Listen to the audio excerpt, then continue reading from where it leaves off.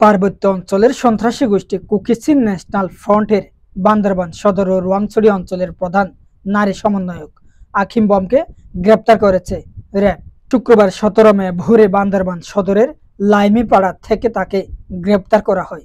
সন্ধ্যায় জেলা পরিষদ সম্মেলন কক্ষে আয়োজিত সংবাদ সম্মেলনে এ তথ্য জানান র্যাব 15 এর অধিনায়ক লেফটেন্যান্ট কর্নেল এস.এম.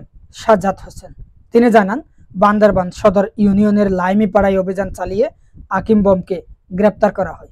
গত 2 ও 3 এপ্রিল বান্দরবানের রুমা ও থানচিতে ব্যাংক ডাকাতি, টাকা, অস্ত্র লুট ও ব্যাংক ম্যানেজারকে অপহরণের ঘটনায় কেএনএফ সদস্য সন্দেহে এ পর্যন্ত 25 নারী সহ 86 জনকে গ্রেপ্তার করেছে আইন শৃঙ্খলা রক্ষাকারী বাহিনী।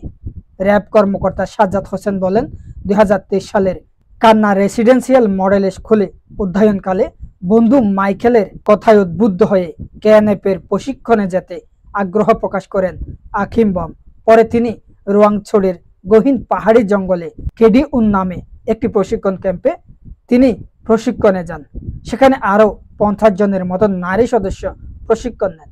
প্রশিক্ষণ শেষে বান্দরবান সদর ও রোয়াংছড়ি এলাকায় তিনি সদস্য সংগ্রহের কাজ করতেন।